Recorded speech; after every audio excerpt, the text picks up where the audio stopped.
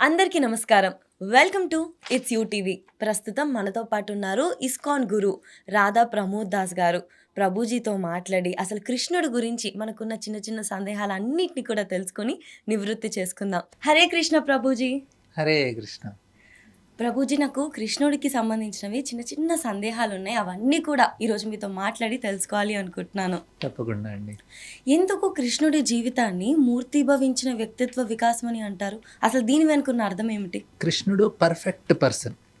అందుకని అంటే ఒక వ్యక్తి పర్ఫెక్ట్, అన్నిట్లో పర్ఫెక్ట్ ఉంటే ఎలా ఉంటాడు అంటే ఆయన కృష్ణుడి వల్లే ఉంటారు.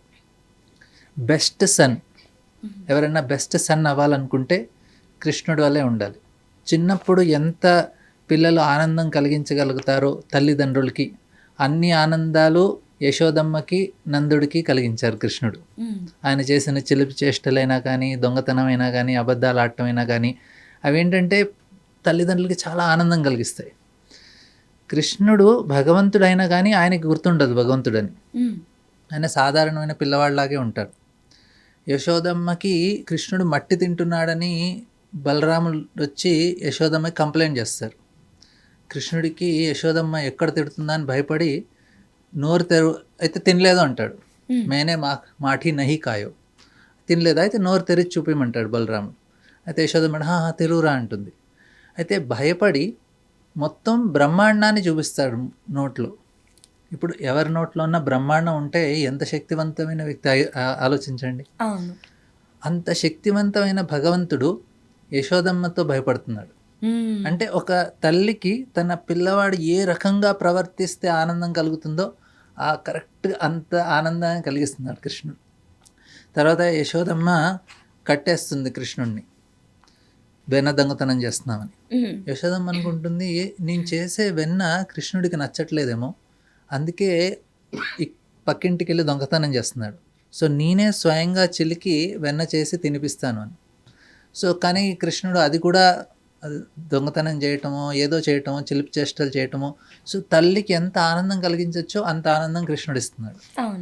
తండ్రికి కూడా. ఉద్ధవుడు కృష్ణుడు ఎప్పుడైతే ద్వారకకి మథురకి వెళ్ళిపోతారో, ఆయన కృష్ణుడు ఒక సందేశాన్ని పంపిస్తారు. వెళ్ళి నా తల్లిదండ్రులకు చెప్పండి, నేను మళ్ళీ తొందరలో వస్తాను అని. అయితే ఉద్ధవుడు వెళ్తాడు యశోదమ్మ నంద మహారాజు దగ్గరికి. వాళ్ళు ఏడుస్తుంటారు, కృష్ణుడు వెళ్ళిపోయాడు. 11 ఏట వెళ్ళిపోతాడు ఆయన మథురకి. అయితే ఉద్ధవుడు వెళ్ళి చెప్తాడు, కృష్ణుడు ఫ్రెండ్ అనమాట, కజిన్ కూడా. ఆయన వెళ్ళి యశోదమ్మ నంద మహారాజులకు చెప్తారు, కృష్ణుడు భగవంతుడు అని. నంద మహారాజు యశోదమ్మ ఉద్ధవుడిని చూసి, ఉద్ధవ నువ్వు బృహస్పతి నుంచి చదువుకొని పెద్ద పండితుడు అని నేను విన్నాను, కానీ నీకు ఈ మాత్రం కూడా తెలీదా? కృష్ణుడు భగవంతుడు ఎలా అవుతాడు? పెద్దగా ఉరుములు మెరుపులు వస్తే యశోదమ్మ కొంగ వెనకాల దాక్కుంటాడు, నోరిప్పితే అబద్ధాలు ఆడతాడు. ఎప్పుడూ భగవంతుడు అంటే పూర్తిగా ఆత్మారాములై ఉండాలి. ఆత్మకాములు అంటే ఏ కోరిక అయినా కానీ తీరుతూ ఉంటుంది భగవంతుడికి. ఏ కోరిక ఆయన తీర్చుకోవాలన్నా ఆయనకి వెంటనే అయిపోతుంది. దాంతోపాటు తనలో తాను పూర్తి ఆనందం పొందుతారు ఆయన. కానీ అటువంటి భగవంతుడు పొద్దున్న లేచిన దగ్గర నుంచి నాకు ఆకలేస్తుంది అంటాడు, పొద్దున్న నుంచి తింటూనే ఉంటాడు. అది కాక అబద్ధాలు ఆడతాడు. భగవంతుడు అంటే సత్యం, పరమ సత్యాన్ని భగవంతుడు అంటారు. కానీ ఇక్కడ నువ్వు కృష్ణుని పట్టుకొని భగవంతుడు అంటున్నావు ఏంటి ఉద్ధవ అంటారు. అంటే నేను భగవంతుడు అనే విషయాన్ని కూడా మర్చిపోయి ఆ రకంగా కృష్ణుడు ప్రవర్తిస్తారు. తన ఫ్రెండ్స్తో ఎలా ఉండాలి, కరెక్ట్ ఫ్రెండ్ లాగా ఉంటాడు ఆయన, పర్ఫెక్ట్ ఫ్రెండ్. అర్జునుడికి ఆయన డ్రైవర్ కింద పనిచేశాడు ఆయన. నా ఫ్రెండ్ యుద్ధానికి వెళ్తున్నాడు, ఎప్పుడు ఆయనతో పాటు నేను కాపాడుతాను. అంత మంచి ఫ్రెండ్ ఎక్కడ దొరుకుతా చెప్పండి. కుచేలుడు, ఆయన గురుకులంలో కృష్ణుడితో పాటు చదువుకుంటాడు. పెళ్లి చేసుకొని పిల్లలయ్యాక ఆయన చాలా కట్టిక దరిద్రంలో ఉంటాడు. ఎప్పుడైతే కృష్ణుడిని కలవటానికి వెళ్తే కృష్ణుడు వెంటనే పరిగెత్తుకుంటూ వెళ్ళి గట్టిగా కౌగిలించుకొని ఆయన తన ఇంట్లోకి తీసుకొచ్చి రుక్మిణితో పాటు ఆయన ఒక ఆసనం మీద కూర్చోబెట్టి పాదాలు గడిగి ఎంతో మంచి సత్కారం చేస్తారు ఆయనకి. అంటే నా ఫ్రెండ్ ఎట్లా ఉన్నా కానీ, నేను ఇప్పుడు పెద్ద ద్వారకాధీష్ని పెద్ద రాజుని అని పట్టించుకోలేదు. ఫ్రెండ్షిప్ పర్ఫెక్ట్గా చేశారు. ఒక కొడుకులాగా పర్ఫెక్ట్గా, భర్తలాగా కూడా పర్ఫెక్ట్ కృష్ణుడు. సత్యభామ నాకు స్వర్గం నుంచి పారిజాత చెట్టు కావాలి, పుష్పాలు కావాలి, చెట్టు కావాలంటే కృష్ణుడు అన్నాడు ఇంద్రుడితో గొడవ పెట్టుకొని అయినా కానీ నీకు తీసుకొస్తాను. అంటే దేవతలు కూడా గొడవ పెట్టుకొని భార్యని ప్లీజ్ చేసే హస్బెండ్ అనమాట. అంటే అన్ని రకాలుగా పర్ఫెక్ట్. ఫ్రెండ్ అయినా, హస్బెండ్ అయినా, ఒక సన్ అయినా, ఎన్ని రకాలు, ఒక లవర్ అయినా, రాధా కృష్ణులు గోపికలతోటి, అంటే ఏదైనా పర్ఫెక్ట్. మీరు ఏ డిపార్ట్మెంట్ తీసుకున్నా అందంలో అంటారా పర్ఫెక్ట్. ఇప్పుడు miss world, miss universe competitions పెడతారండి. మిస్ వరల్డ్ని ఒక పెద్ద సింహం ముందు పెట్టామనుకోండి, మంచి బ్రేక్ఫాస్ట్ అంటుంది అది. దానికి మిస్ వరల్డ్ కదా సెల్ఫీ తీసుకుందాం అనుకోదు అది. అంటే మనుషులు జంతువులకి వారికి అట్రాక్షన్ ఉండదు వారికి. కానీ కృష్ణుడిని చూస్తే పక్షులు, జంతువులు, చెట్లు, యమునా నది, అక్కడున్న ప్రతి ఒక్క జీవి కృష్ణుని చూసి ఆకర్షితులవుతారు. అంటే అంత అందంగా ఉంటారు ఆయన. అంటే ఒక ఈ వ్యక్తి అని అనలేము, అందరూ కృష్ణుని చూసి అట్రాక్ట్ అవుతారు. అంటే చూడండి ఎంత అందంగా ఉంటారో, పర్ఫెక్ట్. ఆయనకున్న జ్ఞానం పర్ఫెక్ట్ జ్ఞానం. బ్రహ్మవారి నుంచి శివుడు, ఇంద్ర, అందరు దేవతలందరూ ఆయన నుంచి జ్ఞానం పొందాలనుకుంటారు.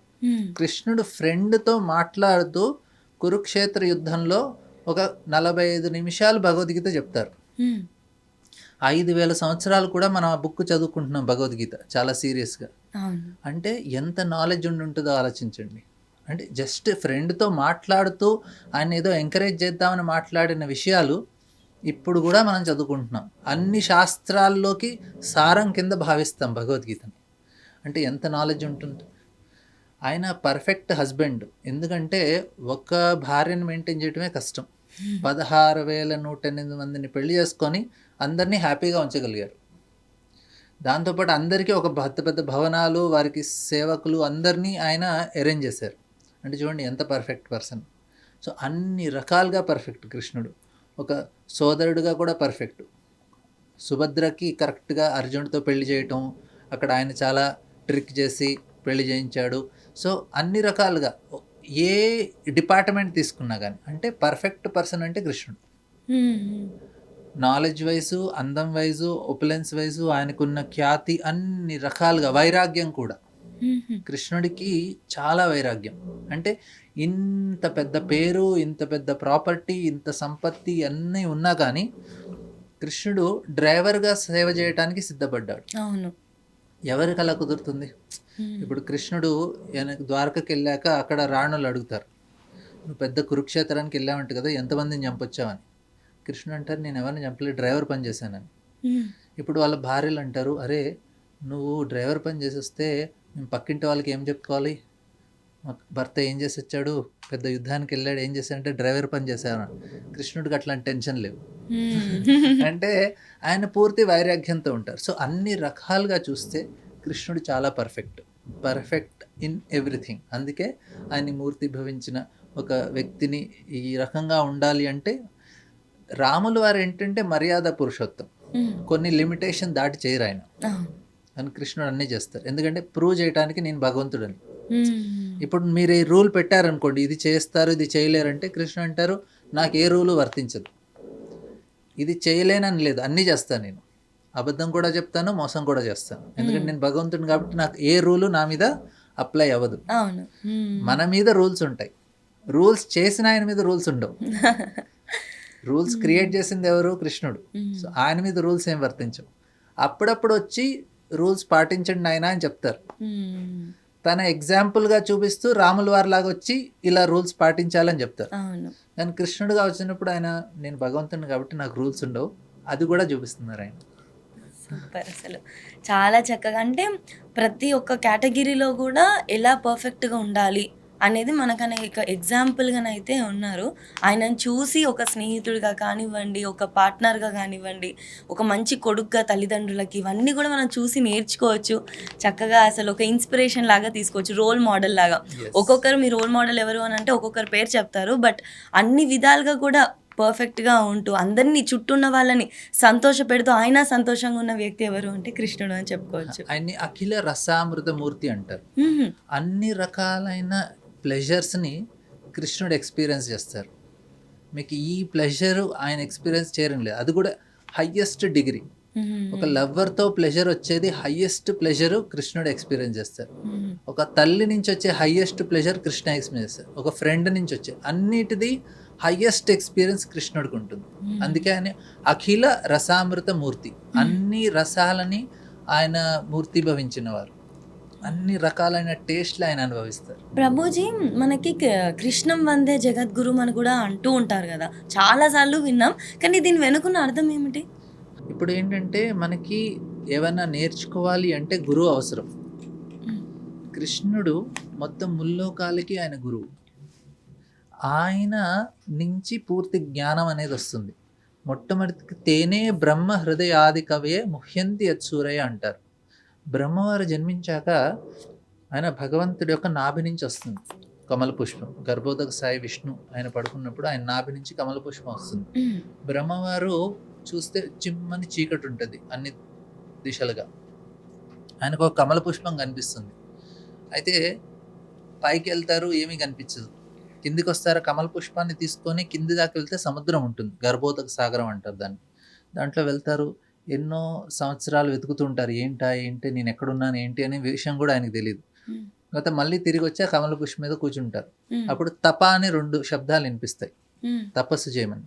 100 సంవత్సరాలు తపస్సు చేస్తారు. అప్పుడు ఆయనకి హృదయంలో జ్ఞానం కలుగుతుంది. ఈ జ్ఞానాన్ని ఎవరిస్తున్నారు? కృష్ణుడు ఇస్తున్నారు.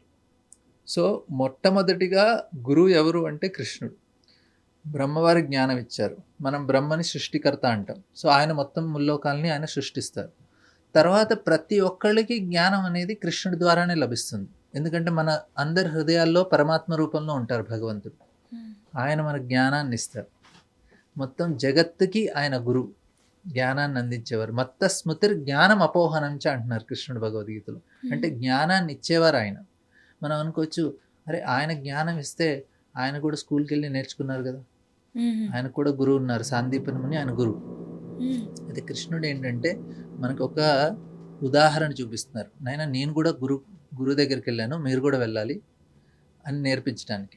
యాక్చువల్లీ కృష్ణుడు ఎప్పుడైతే బృందావనం నుంచి మథురకు వస్తారో అక్కడ దేవకి వసుదేవులు ఉంటారు. కృష్ణుడిని చూస్తే కృష్ణుడికి ఆవుల్ని కాచుకోవటం తప్ప ఏం రాదు. 11 సంవత్సరాలు ఏం నేర్చుకోలేదు ఆయన. ఆవుల్ని పిలవటానికి గట్టిగా వేరు సౌండ్లన్నీ చేస్తారు, ఒక పిల్లని మోదిస్తారు, అంతకన్నా ఏం రాదు. స్మెల్ కూడా పెండ తీయటము, ఆవు పాలు పితకటము, పెరుగు, నెయ్యి, కృష్ణుడి నుంచి అదే స్మెల్ వచ్చేదంట. దేవకి వసుదేవులు అనుకున్నారు, వీడికి ఏం రాదు, శుద్ధం వద్దు, వీడిని గురుకులానికి పంపించాలి.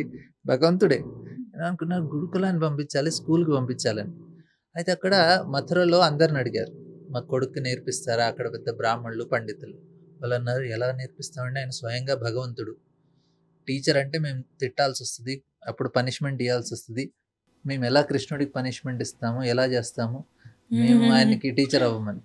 అప్పుడు దేవకి వసుదేవులకి అర్థం కాలేదు, వీడికి టీచరా దొరకట్లేదు ఇప్పుడు, ఎవరు నేర్పిస్తారని. అందుకని వాళ్ళు ఉజ్జయినికి తీసుకెళ్తారు. ఉజ్జయిని వచ్చి మహాకాళేశ్వరి గుడి ఉంటుంది అక్కడ శివుడు భక్తులందరూ. అక్కడ సాందీపని ముని దగ్గరికి వెళ్తారు. సాందీపని ముని అడుగుతారు, మీరు మా అబ్బాయికి నేర్పిస్తారా అండి? ఆయన అంటారు, నాకేం ప్రాబ్లం లేదు, ఎందుకంటే ఆయన శివ భక్తుడు. ఇక్కడ మథురలో అందరూ విష్ణు భక్తులు. విష్ణు భక్తులు అని ఆయన స్వయంగా విష్ణుమూర్తి, ఆయనకి మేము ఎలా నేర్పిస్తామని. అక్కడ శివభక్తుడు కాబట్టి సాందీపని సరే నేను నేర్పిస్తానని ఆయన దగ్గరికి వెళ్తారు. 64 రోజుల్లో 64 కళలు 64 విద్యలు నేర్చుకొని వచ్చేస్తారు. అంతే 64 days. అఫ్కోర్స్ ఆయనకి నేర్పించే వాళ్ళు ఎవరు, ఆయన ఒక ఉదాహరణ చూపించడానికి ఆయన నేర్చుకుంటారు, కానీ 64 daysలోనే ఎడ్యుకేషన్ అయిపోతుంది కృష్ణుడు. సో ఇక్కడ ఏంటంటే భగవంతుడి నుంచే మనందరికీ నేర్చుకోవాలి. ఆయన వేదాలన్నీ ఆయన శ్వాస ద్వారా వస్తాయి. మనకి వేద జ్ఞానం ఏదైతే ఉంటుందో ఆయన శ్వాస నుంచి వేదాలన్నీ వస్తాయి. అక్కడి నుంచి ఇప్పుడు మొత్తం సృష్టిలో అంతా వేదాల యొక్క జ్ఞానం ఉంటుంది. ఎవరైతే కరెక్ట్గా భగవంతుడిని ధ్యానం చేస్తారో వారికి మొత్తం వేద జ్ఞానం వస్తుంది. సో అందుకే కృష్ణుడి నుంచే వస్తుంది, ఆయనే జగద్గురు, ఆయన నుంచే అందరూ నేర్చుకోవాల్సింది. అందుకన కృష్ణం వందే జగద్గురు అని అంటారు. ఓకే. ఓకే. అసలు ఆ ఒక్క మాటలోనే ఎంతో అర్థం అనేది ఉంది కదా, అసలు మొత్తం సృష్టికి సంబంధించిన విషయాలతో సహా. ప్రభుజీ ఎప్పుడైనా కూడా ఒక కృష్ణుడిది ఫోటో చూసినా, ఏ విగ్రహం చూసినా ఖచ్చితంగా కృష్ణుని కంప్లీట్ చేసేది, ఆ అలంకరణ కంప్లీట్ చేసేది వేణువు ఇంకా నెమలి పెంచం. ఎందుకు ఇవి ఉన్నాయి అసలు? అంటే ఇవేమైనా మనకు నేర్పిస్తున్నాయా? లేదా వాటి వెనక ఏమైనా అర్థం ఉందా? చాలా అర్థం ఉంది. హ్మ్. అయితే కృష్ణుడు బృందావనంలో ఉన్నప్పుడే నెమలి పించము వేణు ఉంటుంది. హ్మ్. ఆయన 11వ ఏట బృందావనం వదిలి మథురకు వెళ్తారు. అప్పుడు అక్కడ యశోదమ్మకి వాళ్ళ ఫ్రెండ్స్కి ఏం చెప్తారంటే, నేను మళ్ళీ తిరిగి వస్తాను, అందుకని ఇక్కడే వేణువుని పెడుతున్నాను, ఇక్కడే నెమలి పించాన్ని పెడుతున్నాను, మళ్ళీ వచ్చి వేసుకుంటానని. తీసుకెళ్ళరు, హుహు. బృందావనంలోనే ఉంటుంది అది. బృందావనం ఏంటంటే చాలా సరళమైన ప్లేస్. కృష్ణుడికి ఎటువంటి ఆడంబరాలు ఉండవు అక్కడ. హ్మ్. చాలా సరళమైన జీవితాన్ని జీవిస్తారు. ఒక ఎల్లో ధోతి వేసుకుంటారు, బెల్ట్ కట్టుకుంటారు గుడ్డతోటి. ఆయన వాళ్ళ అమ్మ ఏదో చిన్న అలంకరణ వేస్తుంది, వాళ్ళు తలపాగా కట్టుకుంటారు. కృష్ణుడు అలా వెళ్తున్నప్పుడు వాళ్ళ ఫ్రెండ్స్ అందరూ అక్కడున్న పూలు పుష్పాలు అన్నిటితో కృష్ణుడిని మంచిగా అలంకరిస్తారు. కృష్ణుడికి అంత సింపుల్ డెకరేషన్ బృందావనంలో. ఓకే. కృష్ణుడు అందరికన్నా చాలా సింపుల్గా ఉండే భగవంతుడు. ఇప్పుడు మనం పెద్దవాళ్ళ దగ్గరికి వెళ్ళాలనుకోండి, చాలా పెద్ద అపాయింట్మెంట్ అవసరం ఉంటుంది. కానీ కృష్ణుడి దగ్గర అపాయింట్మెంట్ ఉండదు. మీరు ప్రధానమంత్రిని కలవాలనుకోండి, మనకి అపాయింట్మెంట్ దొరకటమే కష్టం ఇప్పుడు. అదే మీకు ఊళ్ళో ఒక వ్యక్తి ఆవుల్ని కాచుకుంటున్నారండి, హ్మ్. ఆయన అపాయింట్మెంట్ దొరుకుతుందా? అపాయింట్మెంటే అవసరం లేదు, డైరెక్ట్ వెళ్ళి వెళ్ళి కలవచ్చు. కలవచ్చు. సో మనకి భగవంతుడు ఎవరు అంటే, ముల్లోకాలకి అనంత కోటి బ్రహ్మాండాలకి నాయకుడైన భగవంతుడు ఏం చేస్తున్నారంటే, ఆయన ఒక చిన్న పల్లెటూరులో ఆవుల్ని కాచుకుంటున్నాడు. ఆయన భగవంతుడు మనకి. అయితే ఇది విని చాలామంది ఆశ్చర్యపోతారు, ఇదేంటి వీళ్ళు భగవంతుడిని ఆవులను కాచుకుని ఆయన అంటాడేంటి అని. హ్మ్. కానీ మా భగవంతుడు అట్లాగే, ఆయన చాలా సింపుల్, ఆయనకి అలా ఉండటమే ఇష్టం. హ్మ్. అన్నిటికన్నా హయ్యెస్ట్ ఆనందం ఆయనకు అక్కడ వస్తుంది. అయితే అక్కడ సింపుల్గా అయితే 2 కారణాలు ఉన్నాయి నెమలి పించానికి. ఒకసారి ఏమవుతుందంటే, రాధమ్మ వారు అలుగుతారు కృష్ణుడి మీద. కృష్ణుడు చాలా చాలా చిలిపి పనులు చేస్తూ ఉంటారు. అయితే నారదముని ఏం చేస్తారంటే, రాధమ్మ వారు వస్తున్నారని అక్కడ గోపికలందరూ మంచిగా అలంకరిస్తున్నారు. రాధాకృష్ణుడికి ఒక ఉయ్యాల తయారు చేస్తున్నారు. అయితే లలితాదేవి మంచిగా అలంకరిస్తుంది అక్కడ. అయితే కృష్ణుడు కూడా అక్కడే ఉంటాడు, వెయిట్ చేస్తున్నారు రాధమ్మకి, రాధవారు వస్తున్నారు. అయితే నారదముని వచ్చి అంటారు, ఏం చేస్తున్నారంటే, మంచిగా డెకరేట్ చేస్తున్నా ఉంటారు. అయితే లలితాదేవితో అంటారు, ఒకసారి ఉయ్యాలు ఊపి చూడు కరెక్ట్గా ఉందా లేదా అని. ఆమె ఊపుతుంది. ఒకసారి కూర్చొని చూడు మంచిగా ఊగుతుందా లేదా అని. ఆమె కూర్చొని కూడా ఊగి చూస్తుంది. అయితే కృష్ణుడు అంటారు, కృష్ణ నువ్వు కూడా పక్కన కూర్చో, కరెక్ట్గా ఊగుతుందా లేదా తెలుస్తుంది అని. కృష్ణుడు కూడా లలిత పక్కన కూర్చుంటాడు. అప్పుడే రాధారాణి వస్తుంది. రాధ కోపం వస్తుంది, అరే నన్ను పక్కన కూర్చోబెట్టుకోకుండా నువ్వు లలితాదేవిని పక్కన కూర్చోబెట్టుకొని ఉయ్యాలు ఊగుతావా అని ఆమె అలుగుతుంది. ఆహా! సో ఇదంతా నారదుని పని. ఇప్పుడు రాధ అలిగి ఆమె మాన మందిరికి వెళ్ళిపోతుంది. బర్సానాలో 4 కొండలు ఉంటాయి రాధ ఉండే ప్లేస్లో. మాన మందిరికి వెళ్ళి అలిగితే కృష్ణుడు అక్కడికి వచ్చి ఒక నెమలిలాగా నృత్యం చేస్తుంటాడు. హుహు. రాధ చూస్తుంది, ఇదేంటి స్పెషల్ నెమలిలాగా ఉంది, ఎప్పుడు ఇంత నృత్యం చూడలేదు. చాలా అందంగా నాట్యం చేస్తాడు కృష్ణుడు ఒక నెమలి రూపంలో. అయితే రాధకు కూడా అర్థమవుతుంది కృష్ణుడు అని. ఆమె కూడా ఒక నెమలి రూపంలో వచ్చి ఆమె కూడా నృత్యం చేస్తుంది. వాళ్ళిద్దరు నృత్యాన్ని చూసి అక్కడున్న నెమలులన్నీ వచ్చి చూస్తూ ఉంటాయి, అరే ఇంత అందంగా నృత్యం చేస్తున్నారు వీళ్ళు అని. సో ఆ తర్వాత వాళ్ళు రాధాకృష్ణలా మారిపోతారు. అయితే అక్కడ నెమలిలో ఉన్న రాజు ఆ నృత్యానికి మెచ్చి ఆయన ఒక నెమలి పింఛాన్ని తీసుకెళ్ళి కృష్ణుడు గిఫ్ట్గా ఇస్తారు. ఓకే. సో అందుకని కృష్ణుడు నెమలి పింఛాన్ని పెట్టుకుంటారు గిఫ్ట్గా. హుహు. ఇది ఫస్ట్ కారణం. రెండో కారణం ఏంటి అంటే, ఒకసారి ఇది నెమలులు ఏంటంటే ఆడ మగ ఎప్పుడు కలుసుకోవు. హ్మ్.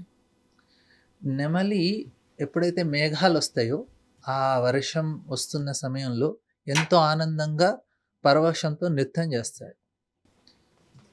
ఆ నృత్యం చేసినప్పుడు వాటి కంటి నుంచి నీళ్లు కారుతాయి హ్మ్. ఆనందంగా.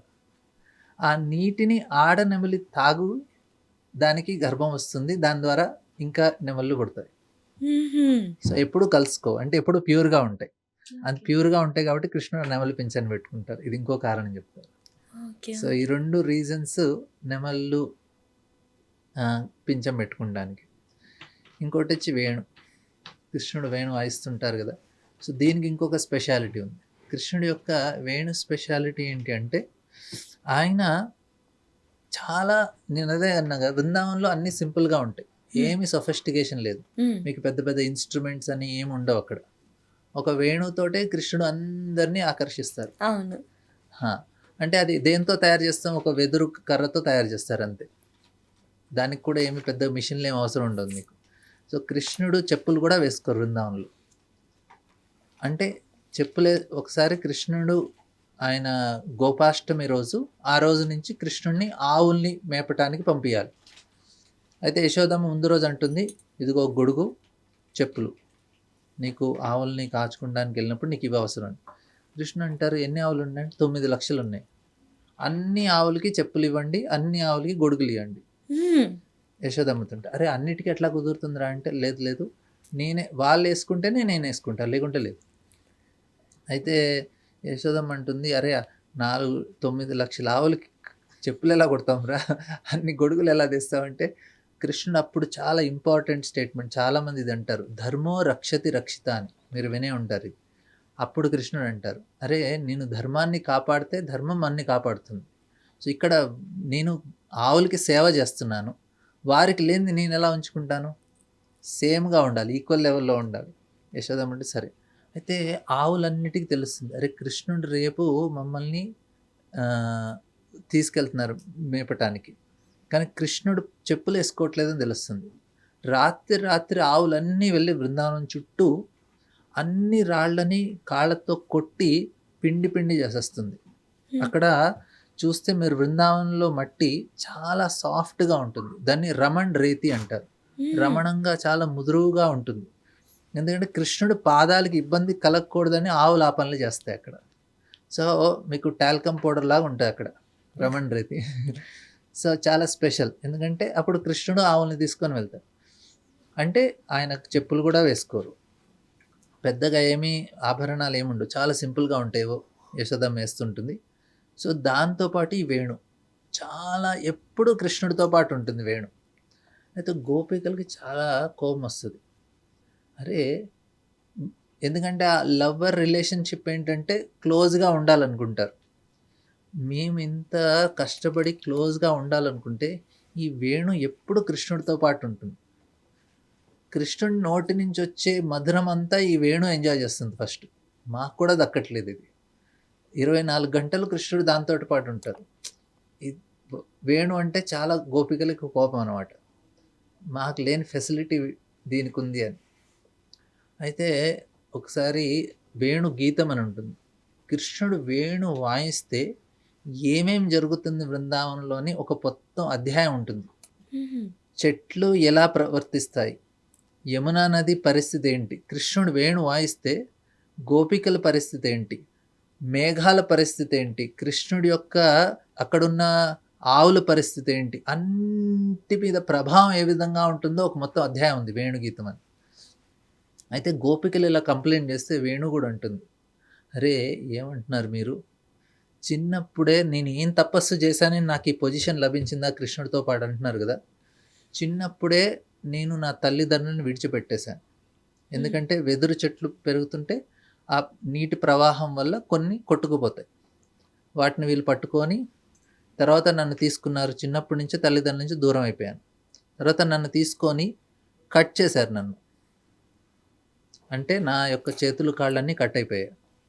తర్వాత నన్ను వేడి దాంట్లో హోల్స్ చేయాలంటే మీరు వేడిగా ఊసని వేడి చేసి దాంట్లో కుచ్చాలి.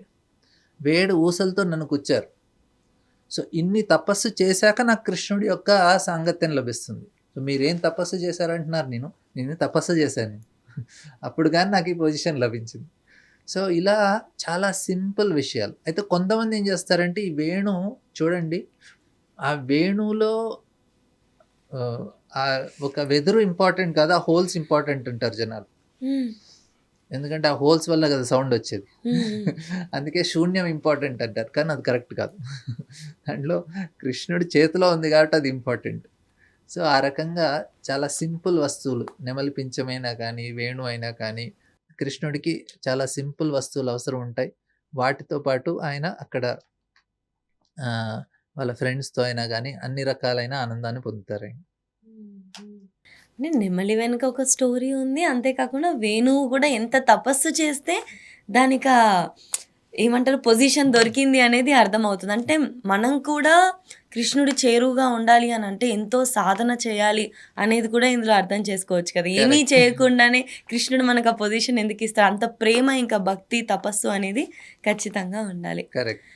ప్రభుజీ, ఇప్పుడు విష్ణుమూర్తివి అన్ని అవతారాలతో పోలుస్తే మనము ఏ అవతారాల్లో జరగంది కృష్ణుడు అవతారం అప్పుడు మాత్రం ఆ బోయవాడి విషబాణం చేత ఈ విధంగా జరగడం అనేది అవుతుంది కదా! ఎందుకు అలా? ఎందుకు కృష్ణుడి అవతారంలోనే ఇలాగా? ఇదేంటంటే కృష్ణుడు 2 రకాలైన లీలలు చేస్తారు. ఒక లీల ఏంటంటే నేను భగవంతుడని ఆయన క్లియర్‌గా చెప్పేస్తారు.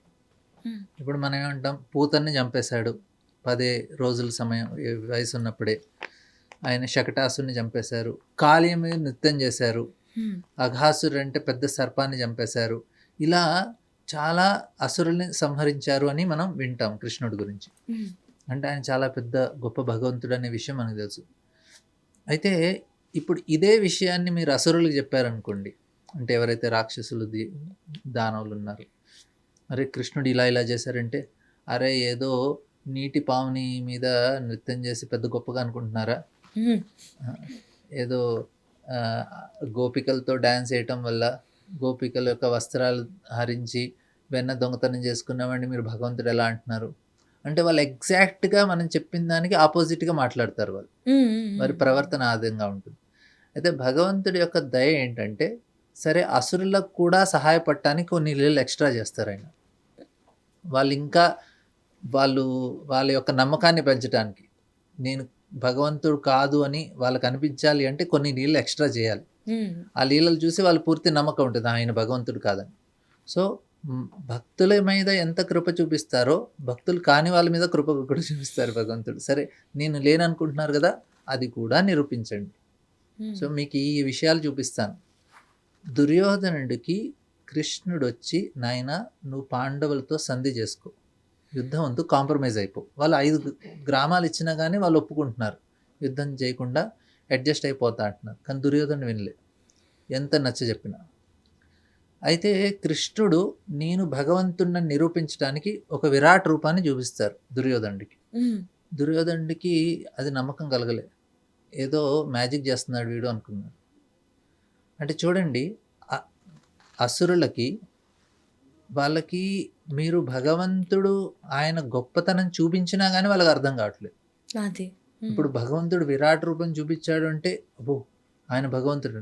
ఇప్పుడు జనాలు ఏమంటారు, మీరు చూపించండి భగవంతుడు చూపించండి నమ్ముతామని. అరే దుర్యోధనుడు ముందు సాక్షాత్తుగా భగవంతుడు నించున్నాడు, నమ్మాడా దుర్యోధనుడు? నమ్మలేదు.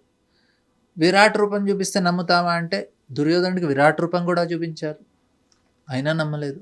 అంటే వాళ్ళ మెంటాలిటీని అట్లా ఉంటుంది, మీరు ఏం చేసినా వాళ్ళు నమ్మరు. ఇక్కడ జనాలు ఏంటంటే చూపించండి నమ్ముతా ఉంటారు, చూపించినా కానీ నమ్మని వాళ్ళు ఉన్నారు అక్కడ. అంటే వాళ్ళ మెంటాలిటీ ఎప్పుడు చేంజ్ అవ్వదు.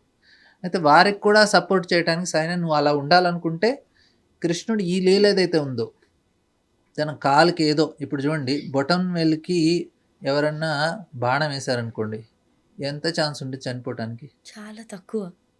బొటన్ వేలుకి అది కూడా, అది కట్ అయినా కానీ మనం చావం. ఎవరికైనా యాక్సిడెంటో బొటన్ వేలు పోయింది అనుకోండి, కాలే పోయింది అనుకోండి, బతుకుతాడు కదా. ఆ బొటన్ వేలు పోవటం వల్ల ఎలా చనిపోతారు? అంటే కృష్ణుడి ఏంటంటే ఓకే యదువంశం వాళ్ళ మీద శాపం లభించింది, వాళ్ళందరూ చనిపోతారని. సో కృష్ణుడు కూడా ఆ బోయవాడి యొక్క ముక్కతో చనిపోయాడు. అయినా బొటన్ వేలు కొడితే ఎవరు చనిపోతారు? అంత పెద్ద పెద్ద యుద్ధాలు చేశారు కృష్ణుడు, ఎంతోమంది అసురుల్ని చంపేశారు. ఏ యుద్ధంలోనూ ఎన్నో గాయాలు అయి ఉంటాయి. భీష్మాచార్యులు కొట్టిన బాణాలకు కూడా కృష్ణుడికి ఎన్నో గాయాలయ్యి రక్తం కూడా కారిందంట. కానీ ఆయనకి అప్పుడు చనిపోలేదు. బోయవాడు కాలు కొడితే ఎలా చనిపోతారు? చూడండి, ఇదేంటంటే కృష్ణుడు ఒక లీల చేశారు. ఈ అసురులు ఉన్నారు కదా, వీళ్ళకి సపోర్ట్ చేయడానికి. సరే నేను భగవంతుడు కాదన్నారు కదా, చూడు నేను కూడా నీలాగే చనిపోయాను అని చూపించడానికి. సో అది భక్తులకి ఏంటంటే అది జస్ట్ ఒక లీల, వీళ్ళందరినీ మోసం చేయటానికి. సరే మీరు ఆ విధంగా ఉండాలనుకుంటున్నారా, మీరు అలా కంటిన్యూ అవ్వండి. సో మిగతా అవతారాలన్నీ వాళ్ళు వచ్చి వెళ్ళిపోతారు. కృష్ణుడు ఒక స్పెషల్‌గా ఆయన ఆయన రావటమే చాలా స్పెషల్‌గా వచ్చారు. ఇప్పుడు భగవంతుడు అనుకోండి ఎంతో అద్భుతంగా రావాలి కదా! ఎక్కడొచ్చారు ఆయన? జైల్లో వచ్చారు. జైల్లో పుట్టడం ఏంటి భగవంతుడు? హ్మ్. భగవంతుడి తల్లిదండ్రులు అంటే ఇంకెంత స్పెషల్‌గా ఉండాలి? వాళ్ళెక్కడున్నారు? జైల్లో ఉన్నారు. అంటే భగవంతుడు రావటమే జైల్లో పుట్టటము, పుట్టిన వెంటనే భయపడ్డాడు. ఎవరికి? వాళ్ళ మామతో. పారిపోయాడు. హ్మ్. ఎక్కడో దాక్కున్నాడు వృందావనంలో. ఈయనేం భగవంతుడు రా బాబు! పుట్టిన వెంటనే పారిపోయి దాక్కున్నాడేంటి? అదే భగవ గదా! ఆ! ఇప్పుడు పుట్టిన వెంటనే నువ్వు వెంటనే మీ తల్లిదండ్రులను కాపాడాలి, కంసుడిని చంపేయాలి. హ్మ్. అలా కాకుండా నువ్వు పారిపోవటం ఏంటి? హ్మ్. సో, భగవంతుడు లీలలన్నీ చాలా అందరినీ చాలా భ్రమితుల్ని చేస్తాడు. సో, అవి అలౌకికమైన లీలలు. అవి అర్థం చేసుకోవడం చాలా కష్టం. అరే! ఎందుకు ఇలా చేశారు? కృష్ణుడికి కంసుడిని చంపడం ఎంత కష్టమా? హ్మ్. అంత పెద్ద కష్టమేం కాదు. కానీ ఆయన ఇష్టం. ఆయన స్టైల్‌లో ఆయన చేసుకుంటారు. ఆయన భయపడి పారిపోయినట్టు, తర్వాత ఇలాగా తర్వాత దేవకి వసుదేవుల దగ్గరకొచ్చి సారీ నేను 11 సంవత్సరాల దాకా మీతో పాటు ఉండలేదు. నేను పారిపోవాల్సొచ్చింది కంసుడి భయం వల్ల నన్ను క్షమించండి అని దేవకి వసుదేవుల ముందు ఆయన క్షమాపణ అడుగుతారు. సో, ఇలా కృష్ణుడు చేసే లీలలు ఎవరికీ అర్థం కాదు అట్లా. అంత ఈజీ కాదు. సో, హ్మ్. అందుకే కొంతమంది ఆయన భగవంతుడు కాదంటారు. మనం సరే అది మీ గురించి కృష్ణుడు చేసిన లీలనైనా నువ్వు అదే దాని మీదే ఉండు. అని మాకు తెలుసు ఆయన ఎంత గొప్పవాడు అని. హ్మ్. చాలా చక్కగా చెప్పారు ప్రభుజీ. ఇప్పుడేమో మనం కలియుగం అని అంటాం దీన్ని. కలియుగంలో ఒకప్పటి కాలంతో పోలిస్తే ఎన్నో పాపాలు అసలు చెప్పనక్కర్లేదు మాటల్లో. ఎంత చెడనేది జరుగుతుంది, ఎంత పాపం పెరుగుతుందని చెప్పి. మరి ఇలాంటి కలియుగంలో కలి దోషాల నుండి మనం తప్పించుకోవాలి అనంటే ఏమైనా చెప్తారా? సో, భగవంతుడు కృష్ణే సుధాంపుగతే ధర్మజ్ఞానాదిభిः సహ కలో నష్టదృశామేషాం పురాణార్కో దునోదితః అని భాగవతంలో చెప్పబడుతుంది ఈ శ్లోకం. హ్మ్. ఈ మీరు అడిగిన ప్రశ్న శౌనకాది ఋషులు వారు సూత గోస్వామిని అడుగుతారు. కృష్ణుడు తన ధామానికి వెళ్ళిపోయారు కదా! హ్మ్. ఆయన వెళ్ళిన వెంటనే కలి స్టార్ట్ అయిపోతుంది. 5000 సంవత్సరాల క్రితం కృష్ణుడు తన ధామానికి వెళ్ళిపోతారు. కలి స్టార్ట్ అయిపోతుంది. ఈ కలియుగంలో కలో దోష నిదే రాజన్. ఈ కలియుగంలో ఎన్నో దోషాలు ఉంటాయంట. హ్మ్. సో, అయితే మంద సుమంద మతయో మంద భాగ్యా ఉపద్రుత. కలియుగంలో అందరికీ ఇబ్బంది. అయితే అప్పుడు శౌనకాది ఋషులు అక్కడ 1000 సంవత్సరాల యజ్ఞాన్ని తలపెడతారు. కలియుగం యొక్క ప్రభావం తగ్గించి మనందరికీ మంచి కలగాలని. సో, అక్కడ వాళ్ళ యొక్క డిస్కషన్ జరుగుతుంది సూత గోస్వామితో. వాళ్ళని అడుగుతారు కలియుగ ప్రభావం ఎలా తగ్గించాలి? అంటారు కృష్ణుడు తన ధామానికి వెళ్ళిపోయాక పురాణార్కో ధునోదుతః ఒక భాగవత పురాణాన్ని పంపించారంట ఆయన. హ్మ్. ఎవరైతే ఈ భాగవత పురాణాన్ని ఆశ్రయిస్తారో ఆ కలియుగ ప్రభావాన్ని తట్టుకోవచ్చు. ఎందుకంటే ధర్మము జ్ఞానం అనేది భాగవతాన్ని ఆశ్రయించాయి. ఎవరైతే భాగవతాన్ని అర్థం చేసుకొని చదువుతారు, ఇప్పుడు మనమంతా డిస్కస్ చేసుకునేది కృష్ణులంతా భాగవతమే. హ్మ్. నేను చెప్పిందంతా భాగవతంలో ఉంది. సో, ఈ భాగవతాన్ని ఎవరైతే ఆశ్రయిస్తారో వారు కలియుగ ప్రభావాన్ని తట్టుకోవచ్చు. ఇంక వేరే మార్గం లేదు. 2 మార్గాలు ఇచ్చారు. ఒకటి హరినామము, ఒకటి భాగవతము. హ్మ్. ఎవరైతే భాగవతాన్ని నిత్యం భాగవత సేవయ నష్టప్రాయేషు అభద్రేషు. నష్టప్రాయేషు అంటే మనకున్న అభద్రాలన్నీ తొలగిపోతాయంట. దాంతోపాటు హరినామాన్ని ఆశ్రయించాలి. సో, కలియుగం యొక్క ప్రభావం ఎవరికైనా కావాలంటే రోజు ఏం చేయాలి? వాళ్ళు పొద్దున్నే లేచి వాళ్ళు మొబైల్ మీద ధ్యానము, టీవీ మీద ధ్యానము, వాళ్ళున్న యాక్టర్స్ మీద, న్యూస్ మీద వాటి మీద ధ్యానం చేస్తూ ఉంటారు. ఆ ధ్యానాన్ని కొంచెం తగ్గించాలి. సినిమా చూస్తున్నామంటే 2 గంటలు ధ్యానం చేస్తున్నట్టే మీరు. హ్మ్. ఎవరి మీద ధ్యానం చేస్తున్నారో అక్కడున్న వ్యక్తుల మీద ధ్యానం చేస్తున్నారు.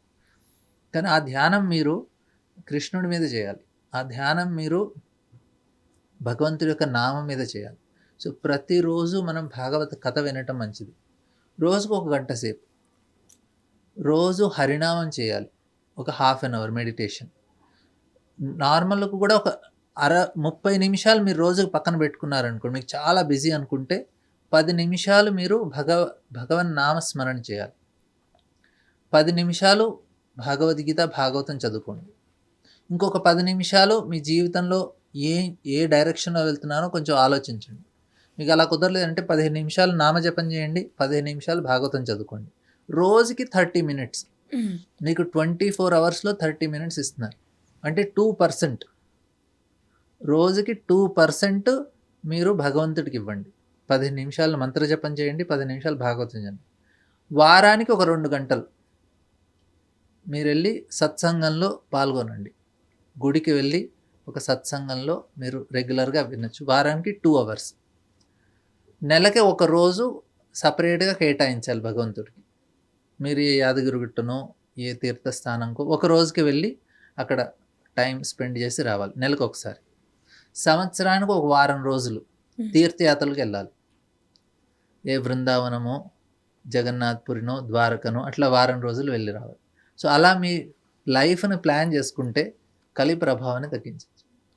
ఓకే. ఓకే. ఒక ఇది ప్రాపర్ ప్రాక్టికలే ప్లాన్. కదా, ప్రాక్టికలే. అవునవును. మనకి ఉన్న ఈ బిజీ స్కెడ్యూల్స్‌లో కూడా అదొక చిన్న రిఫ్రెష్‌మెంట్, షార్ట్ బ్రేక్ లాగా ఒక మైండ్ అనేది రిఫ్రెష్ అవ్వడానికి కూడా చాలా తోడ్పడుతుంది కదా గురుగారు. ఇప్పుడు చూడండి, ఒక హ్మ్. వ్యక్తి ఆయన అడవికి వెళ్ళి ఆయన చెట్లను కొడుతున్నారు. హ్మ్. ఆయన గొడ్డలు తీసుకొని మొదటి రోజు వెళ్ళినప్పుడు అప్పుడే స్టార్ట్ చేశాడు కాబట్టి ఒక చెట్టును నరికేశాడు. 2 రోజులు వేసారు, కొంచెం స్ట్రెంత్ పెరిగింది, 2 చెట్లను నరికారు. 3వ రోజుకల్లా 3 చెట్లు, 4 రోజులు 4, హ్మ్. 5వ రోజు ఇంకా ఎఫిషియన్సీ బడికి 5, 6, 7వ రోజుకి 2 చెట్లనే హ్మ్. నరికాడు. హ్మ్. 8వ రోజు అది ఒకటే అయిపోయింది. 9 రోజులు కూడా ఒకటే చెట్టు. ఆయనకు అర్థం కాలేదు, ఏంటి నా ఎఫిషియన్సీ పడిపోయిందని. అక్కడి నుంచి ఒక సాధువు వెళ్తుంటే అడిగాడు, ఏంటండి నేను ఒకసారి 5 చెట్లను నరికేసేవాడిని, ఒక చెట్టు నువ్వు నరకలేకపోతున్నాను. ఆయన అన్నాడు, దాన్ని నీ గొడ్డలి పదును పోయింది, దాన్ని పదును పెట్టుకోని. సో దాన్ని పదును చేయటం వల్ల మళ్ళీ ఎఫిషియన్సీ పెరిగిపోయింది. సో మనం కూడా లైఫ్లో ప్రతిరోజు ఒక యాక్షన్ చేస్తున్నప్పుడు ఒక ఎఫిషియన్సీ పెరగాలి అంటే కాన్సన్ట్రేషన్ ఉండాలి. ఆ కాన్సన్ట్రేషన్ అనేది ప్రతిరోజు మేము 1/2 అవర్ చెప్పాను కదా, అరగంట సేపు భగవన్నామ స్మరణ చేయటం, భాగవతం చదువుకుంటే మీకు ఆ రోజు కాన్సన్ట్రేషన్ పెరుగుతుంది. చాలామందికి ఈ యొక్క ప్రాబ్లం ఉంటుంది, అరే నేను చేయగలుగుతాను కానీ చేయలేకపోతున్నాను, నాకున్న ఫుల్ కెపాసిటీని యూటిలైజ్ చేసుకోలేకపోతున్నాను. హ్మ్. ఇంకోటి ఏంటంటే వాళ్ళ ప్రాబ్లం కాన్సన్ట్రేట్ చేయలేకపోతున్నాను. నీకు ఫస్ట్ నువ్వు ప్రతిరోజు పొద్దున్నే లేచి ఒక 1/2 అవర్ నువ్వు ఈ ప్రాక్టీస్ చేస్తే ఇమీడియట్గా ఎఫిషియన్సీ పెరిగిపోతుంది. అరే ఆ 30 మినిట్స్ పోతుంది కదా, ఆ 30 మినిట్స్ పోవట్లేదు. ఆ వ్యక్తి గంట సేపు పదును పెట్టాడు, కానీ ఆ గంట పదును వల్ల ఏమైంది, ఆ రోజంతా ఎఫిషియన్సీ పెరిగిపోయింది. సో మీరు 30 మినిట్స్ అనుకుంటున్నారు, కానీ రోజంతా మీకు దానివల్ల బెనిఫిట్ ఉంటుంది, ప్రొడక్టివిటీ పెరిగిపోతది. పెరిగిపోతుంది. హ్మ్. చాలా చెప్పారు గురుగారు. విత్ ఎగ్జాంపుల్ కథతో చెప్పడం వల్ల ఇంకాస్త క్లియర్‌గా అసలు ఎందుకు మనకు ఆ బ్రేక్ అనేది అవసరము, Yes. దానివల్ల మన ఎఫిషియన్సీ ఏ విధంగా పెరుగుతుంది అనేది అర్థమవుతుంది. ఇంకొకటి ప్రభుజీ, మనము ఇంట్లో కొంతమంది చక్కగా కృష్ణుడివి విగ్రహాలు పెట్టుకుంటారు. చాలా ప్రేమతో తెచ్చుకొని పెట్టుకుంటారు. కానీ అలా విగ్రహాలు పెట్టుకోవచ్చా? అంటే పటం పెట్టుకునే దానికి, విగ్రహం పెట్టుకున్నప్పుడు ఏమైనా నియమాలు ఎక్స్‌ట్రా యాడ్ అవుతాయా?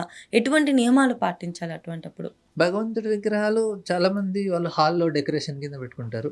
హ్మ్. యాక్చువల్లీ ఎందుకు పెట్టుకుంటాము హాల్లో అక్కడక్కడ ఫోటోలు అంటే ఆయన్ని గుర్తుంచుకోవడానికి.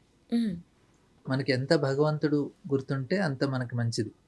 సో అందుకే ఇంట్లో అన్ని చోట్ల ఫోటోలు అవి పెట్టుకుంటాం, ఆయన గుర్తుంచుకుంటాను. అయితే ఎప్పుడైతే మీరు భగవంతుడి విగ్రహాన్ని దేవుడి గుళ్ళో అంటే దేవుడి మందిరంలో పెట్టుకుంటారు, మీ ఇంట్లో చిన్న మందిరాలు ఉంటాయి, దాంట్లో పెట్టుకున్నప్పుడు మీరు ఒక స్టాండర్డ్ని మెయింటైన్ చేస్తే, మీరు ఇంట్లో వండుకున్నది ఎల్లిపాయ లేకుండా ఆయనకి రోజు ఆరగింపు పెట్టాలి. హ్మ్. ఆయన ఎల్లిపాయ తినరు, తమోగుణం ఆహారం. టీ కాఫీ కూడా పెట్టకండి భగవంతుడికి. ఎల్లిపాయ లేకుండా, టీ కాఫీ లేకుండా, బయట నుంచి వస్తువులు కాకుండా మీరు చేసి రోజు ఆయనకి తులసి దళం వేసి ఆయన ముందు పెట్టి, భగవంతుడా మీరు స్వీకరించండి అని మంచిగా మీకు తెలిసిన మంత్రాలు ఏమన్నా, ఆయన గురించి శ్లోకాలు ఏమైనా ఉంటే చదివి ఆయన ముందు పెడితే మీరు తినేదంతా ప్రసాదంగా మారిపోతుంది, మీరు తినే ఆహారం. హ్మ్. ఇది ఖచ్చితంగా. జనాలు ఏం చేస్తారంటే కృష్ణుడికి అటుకులు పంచదార ఇష్టమేమో అనేది పెట్టేస్తారు, కొంతమంది వెన్న పెట్టేస్తారు, ఇంకా ఆ దేవుడు మందిరాన్ని క్లోజ్ చేసేస్తారు, వాళ్ళ పనులు వాళ్ళు చేసుకుంటారు. అది కరెక్ట్ కాదు. అరే కుచేలుడికి సుధామకి ఆయనకి ఏమి లేక అటుకులు పెట్టాడు, మీరు ఇక్కడ పంచభక్ష పరమాన్నాలు తింటూ ఆయనకు అటుకులు పెడితే ఎట్లా? అది కరెక్ట్ కాదు. మీ ఇంటికి ఎవరైనా గెస్ట్ వచ్చారనుకోండి, మీరు ఆయనకు అటుకులు ఇచ్చి మీరు మంచిగా అన్నము పప్పు కూర వండుకొని తింటే అది కరెక్టా చెప్పండి? మీరేమంటున్నారు, భగవంతుడా ఇల్లు మీది అంటాం మనం. భగవంతుడి కృప వల్ల మనకి ఆ ఇల్లు భగవంతుడికి ఇవ్వాలి మనం. భగవంతుడికి ఇల్లు ఇచ్చారంటే ఆ కిచెన్ ఎవరిది? భగవంతుడిది. అక్కడ ఎవరికి ఉండాలి మరి? హ్మ్. ఆయనకే ఉండాలి కదా. సో మీరు ఆయన గురించి వండి ఆయనకి భోగం పెడితే మీరు తినేదంతా ప్రసాదంగా మారుతుంది. మీ ఇమీడియట్లో మీ చేతన మారుతుంది. మీకు దుఃఖాలన్నీ వెంటనే నశించిపోతాయి. ఎవరైతే ప్రతిరోజు ప్రసాద సేవన చేస్తారో సకల ప్రాపంచజాయ, అంటే మొత్తం అన్ని రకాలైన దుఃఖాల నుంచి మనం ఇమీడియట్గా బయటకు వెళ్ళాలి అంటే రోజు భగవత్ ప్రసాదం స్వీకరించాలి. అంటే మీరు తినే అన్నం, పప్పు, కూర అన్ని ప్రసాదంగా మారిపోతాయి. ఎందుకంటే మీరు భగవంతుడికి ముందు పెట్టి మీరు తర్వాత మీరు భోజనం చేస్తున్నారు కాబట్టి. సో మంచిగా ఒక తులసి దళం వేసి మీరు ఏది వండుకున్నా కానీ, మీ బ్రేక్ఫాస్ట్ అయినా, లంచ్ అయినా, డిన్నర్ అయినా, ఏదైనా కానీ ఎల్లిపాయ లేకుండా ఆయన ముందు పెట్టి భగవంతుడా మీరు తీసుకోండి అంటే ఆయన చాలా హ్యాపీ అయిపోతారు. ఎందుకంటే ఇది నా ఇల్లు, మీరందరూ నా గురించి సేవ చేస్తున్నారని ఆయనకు మనం కూడా హ్యాపీ. So okay. ఈ రకంగా చేయాలి. అయితే ఎవరైతే ఈ స్టాండర్డ్ మెయింటైన్ చేస్తున్నారో అది బెస్ట్. హ్మ్. ఆయనకి రోజు ఒక అగరబత్తి, కొంచెం దీపము అలా ఆయనకి వెలిగించి మీరు భోగం పెడితే సరిపోతుంది. ఇంకా స్టాండర్డ్ మంచిగా చేయాలనుకుంటే రోజు అభిషేకం చేసి, అలంకరణ చేసి చాలా చేస్తూ ఉంటారు. అందరికీ కుదరకపోవచ్చు అవి. ఎవరికన్నా కావాలంటే అవి కూడా మేము నేర్పిస్తాం. ఎలా ఆయనకి మంచిగా అలంకరణ చేసి ఆయనకి చేసుకోవాలో అది చాలా బాగుంటుంది. మనం ఎంత చేసుకుంటే అంతే. మీరు ఎంత మంచిగా ఆయనకి సేవ చేస్తే అంత ఆయన యాక్సెప్ట్ కూడా చేస్తారు. ఆయన హ్యాపీగా ఉంటారు. ఎంత ఆయన హ్యాపీగా ఉంచితే మీరంత హ్యాపీగా ఉంటారు లైఫ్లో. అది కనెక్షన్ అనమాట. ఎందుకంటే ఆయన హ్యాపీనెస్లో మన హ్యాపీనెస్ వస్తుంది. మనం ఎవరైతే హ్యాపీగా ఉంటారో వాళ్ళతో పాటు మీరు ఉన్నారనుకోండి, ఆటోమేటిక్‌గా మనం కూడా సంతోషంగా ఉంటాం. అది అక్కడ పాయింట్. కృష్ణుడితో పాటు ఎందుకు ఎప్పుడు ఉండాలంటే, మీరు ఎప్పుడన్నా కృష్ణుడు ఏడుస్తున్న ఫోటో చూసారా? లేదు. ఎందుకు? ఆయన హ్యాపీగా ఉంటారు. మనం ఆయనతో పాటు ఉంటే మనం కూడా హ్యాపీగా ఉంటాం. సో ఆయనకి మంచిగా వండి పెట్టండి. ఏదో జస్ట్ పొద్దున్నే పంచదార అటుకులు పెట్టేసి చీమలన్నీ వచ్చి తింటూ పోతూ ఉంటాయి రోజంతా, అట్లా ఉంటే అది కరెక్ట్ కాదు, అది అపరాధం. మీరు ఆయన ముందు మంచిగా భోగం పెట్టి ఒక 5 నిమిషాలు 10 నిమిషాలు మీరు ఎంతసేపు తింటారో అంతసేపు ఒక 5-10 నిమిషాలు పెట్టి వెంటనే తీసేసి తర్వాత మీరు తినండి. అది బెస్ట్. ఓకే. ఓకే. ప్రభుజీ, ఇంకొకటి, జీవితంలో ఏ సమస్య వచ్చినా కూడా, అసలు ఏదైనా ఒక కష్టం వచ్చింది, దీనికి మనకి ఆన్సర్ అనేది దొరకలేదు, సొల్యూషన్ అనేది దొరకట్లేదు అని అనుకుంటే భగవద్గీత ఓపెన్ చేయండి, మీకు ఖచ్చితంగా దానికి ఒక సొల్యూషన్ దొరుకుతుంది అని చాలామంది అంటూ ఉంటారు. మనందరికీ కూడా తెలిసిన విషయం. ఖచ్చితంగా భగవద్గీత చదవమని కూడా అంటూ ఉంటారు. అసలు ఈ భగవద్గీత రచించింది ఎవరు? ఇది భగవద్గీత వ్యాస మహర్షి మహాభారతంలో ఒక పార్ట్. ఇది మొత్తం మహాభారతం రాసింది వ్యాస మహర్షి. ఓకే. వ్యాస మహర్షి మహాభారతం రాసినప్పుడు దాంట్లో కురుక్షేత్ర యుద్ధం జరుగుతుంది పాండవులకి కౌరవుల మధ్యలో. ఆ యుద్ధానికి ముందు కృష్ణుడు భగవద్గీత చెప్తారు. చూడండి, మనకి సినిమాల్లో స్టోరీలు వింటుంటాం. అన్నిటికన్నా మోస్ట్ ఇంపార్టెంట్ ఏంటంటే క్లైమాక్స్. క్లైమాక్స్ ఫైట్ ఉంటుంది. అవును. అన్ని సినిమాల్లో క్లైమాక్స్ ఫైట్ ఉంటుంది. మోస్ట్ ఆఫ్ ది తెలుగు సినిమాల్లో, హిందీ సినిమాల్లో, అన్ని హాలీవుడ్ నుంచి కూడా అందరూ క్లైమాక్స్లో ఫైట్ పెడతారు. సో మహాభారతంలో క్లైమాక్స్ ఫైట్ ఏంటి? కురుక్షేత్రం. మొత్తం అంతా అయిపోయాక క్లైమాక్స్ అది. అయితే క్లైమాక్స్కి ముందు కృష్ణుడు ఏమనుకున్నా అంటే, మొత్తం మహాభారతంలో ఇంపార్టెంట్ ఏంటంటే భగవద్గీత. కృష్ణుడు భగవద్గీత చెప్పాలనుకుంటున్నారు మనందరికీ. దాని గురించి మొత్తం మహాభారతాన్ని ఆయన సృష్టించారు. మరి ఎక్కడ చెప్తే మనం వింటాము భగవద్గీత? ఏ పార్ట్లో చెప్పాలి? క్లైమాక్స్లో చెప్పాలి. క్లైమాక్స్ ఫైట్కి ముందు ఆయన భగవద్గీతని అరేంజ్ చేశారు. అందరం భగవద్గీత విని క్లైమాక్స్కి వెళ్తాం. సో అలా అందరూ భగవద్గీత విన్న తర్వాత వారు యుద్ధం గురించి వింటారు, మిగతా అన్ని వస్తుంది. అంటే ఈ యొక్క జ్ఞానం అనేది అందరికీ లభిస్తుంది. మహాభారతం నచ్చిన వాళ్ళందరికీ జ్ఞానం లభిస్తుంది. ఓ, ఈ క్లైమాక్స్ మనం కూడా ఈ రకంగా వెళ్ళాలి. సో ఇక్కడ కృష్ణుడు ఆయన చేసిన ఉపదేశం అర్జునుడికి వ్యాస మహర్షి మహాభారతంలో రాశారు. ఆయన రాసిన అక్కడ మొత్తం హిస్టరీలో ఇది చాలా ఇంపార్టెంట్ పార్ట్. అందరూ శంకరాచార్యుల నుంచి అందరూ సర్వోపనిషదో గావో దోగ్ధా గోపాలందన పార్థో వత్స సుధీర్గుప్త దుగ్ధం గీతామృతం మహత్ అంటారు.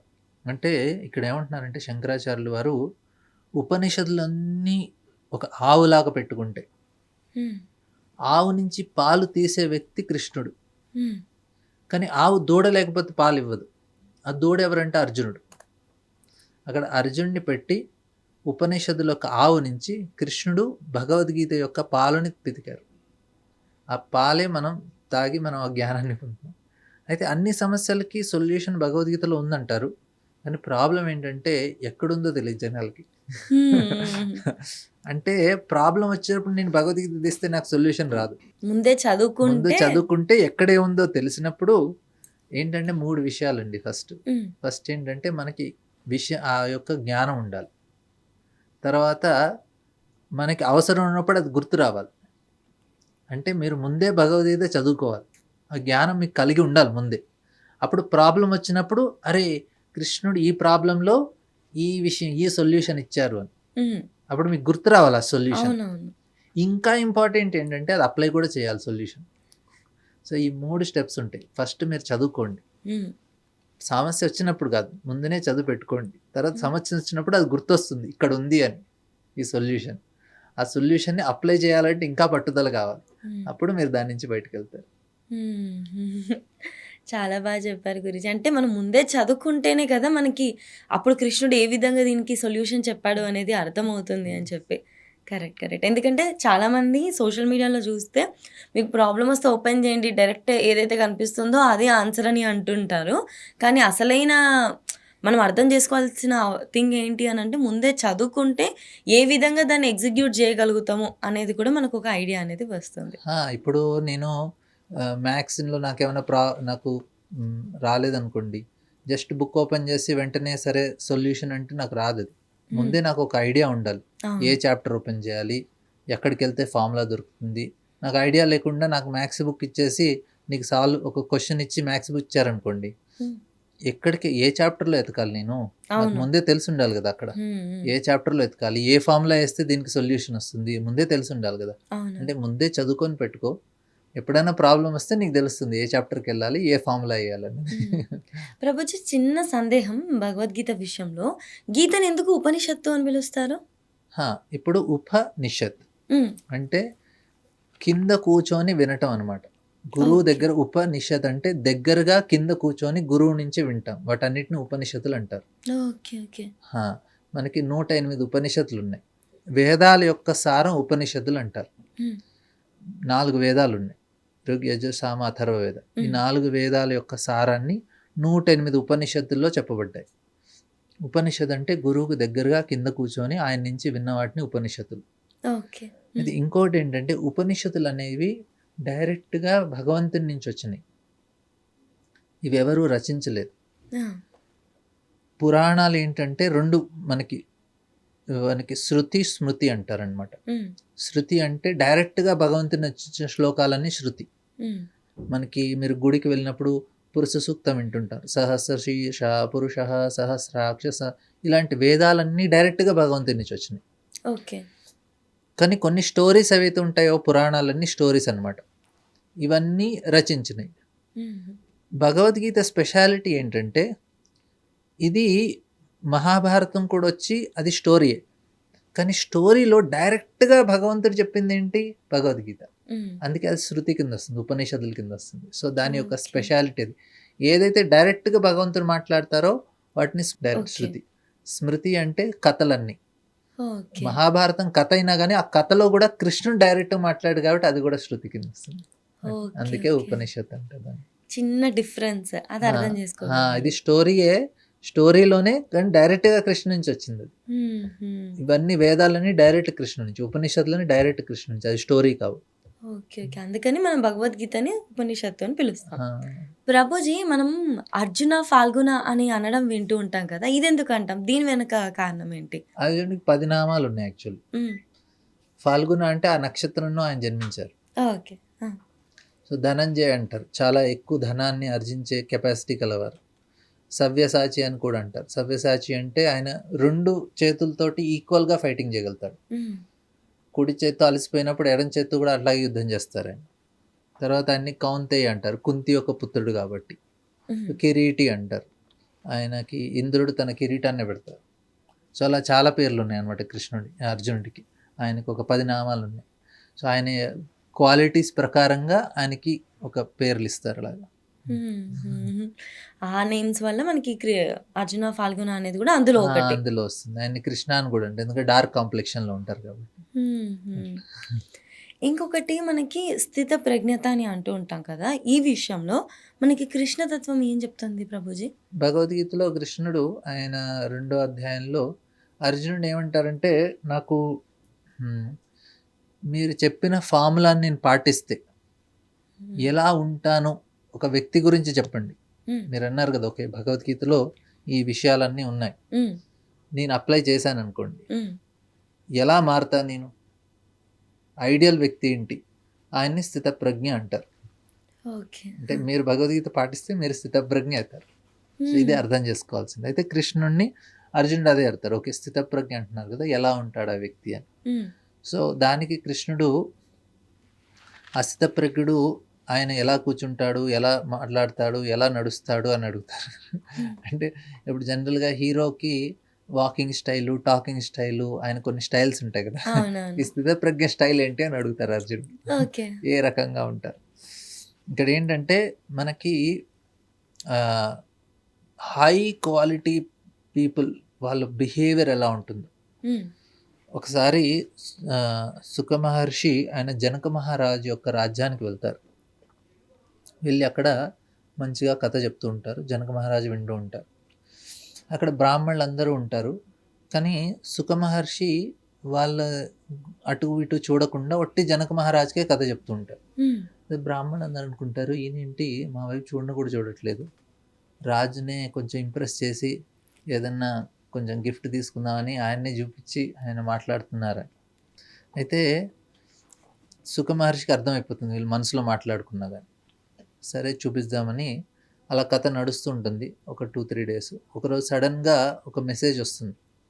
సైనికుడు వచ్చి చెప్తారు, రాజా, మొత్తం జనక నగరంలో అంతా, మిథిలా నగరంలో మంటలొచ్చేసాయి, అందరి ఇల్లు కాలిపోతున్నాయి, అయితే మీ కోశాగారం కూడా కాలిపోతుంది అని చెప్తారు.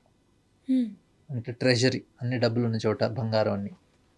అయితే వెంటనే బ్రాహ్మణుడు వెళ్ళి, అరే మా ఇల్లులు కాలిపోతున్నాయి అని అందరూ పరిగెత్తుతారు. అక్కడ జనక మహారాజు కూడా తన మొత్తం కోశాగారం, అంటే ఆయన సంపాదించిన ధనం అంతా కాలిపోతుంది. హ్మ్. హ్మ్. కానీ జనక మహారాజు ఏం కదలరు, అక్కడ కూర్చొని వింటారు. లెట్ మిథిలా బర్న్, బట్ కథ కంటిన్యూ.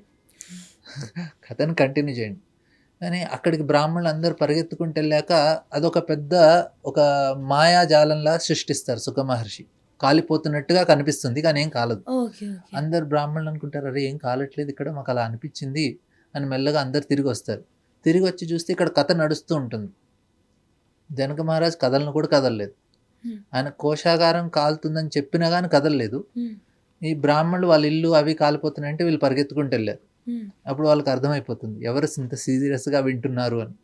ఓకే. అంటే మీకు భగవంతుడి కథ పట్ల ఎంత ఆసక్తి ఉంది, దాంతోపాటు ఎటువంటి మైండ్ సెట్ ఉంది మీకు, అంటే హ్మ్. మీకు అంత లాస్ వచ్చినా కానీ మైండ్ డిస్టర్బ్ కాకుండా ఉంది. హ్మ్. ఇప్పుడు నేను వెళ్ళి చేసేది ఏం లేదు, కాలిపోతే కాలిపోయింది, హ్మ్. తర్వాత ఏదైనా ఉంటే తర్వాత చూసుకోవచ్చు. సో జనక మహారాజ్ డిస్టర్బ్ కాలేదు. సుఖ మహర్షి, ఈ బ్రాహ్మణులందరూ చాలా తల ఉంచుకొని సిగ్గుగా మళ్ళీ తిరిగి వస్తారు. వాళ్ళకి అర్థమైపోయింది ఎందుకు మా వైపు చూడట్లేదు సుఖ మహర్షి అని. అంటే హ్మ్. స్థిత ప్రజ్ఞ అంటే మీరు అంత డిస్టర్బ్డ్ స్టేట్లో కూడా మీకు ఏమి ఎఫెక్ట్ కాదు. హ్మ్. మీరు ఇంటర్నల్గా చాలా స్ట్రాంగ్గా ఉంటారు. ఇప్పుడు చూడండి, మీరు మట్టి ముద్ద ఉందనుకోండి, దాని మీద మీరు స్టాంప్ వేస్తే స్టాంప్ వస్తుంది. అవును. అదే మీరు పెద్ద రాయి ఉందనుకోండి, హ్మ్. దాని మీద గుద్దారనుకోండి, ఏమి స్టాంప్ రాదు. హుహు. అంటే ఇంటర్నల్గా చాలా వీక్గా ఉన్న వాళ్ళు అన్ని ఇంప్రెషన్స్ వాళ్ళ మీద పడతాయి, ప్రతిదీ ఎఫెక్ట్ అయిపోతుంది వాళ్ళకి.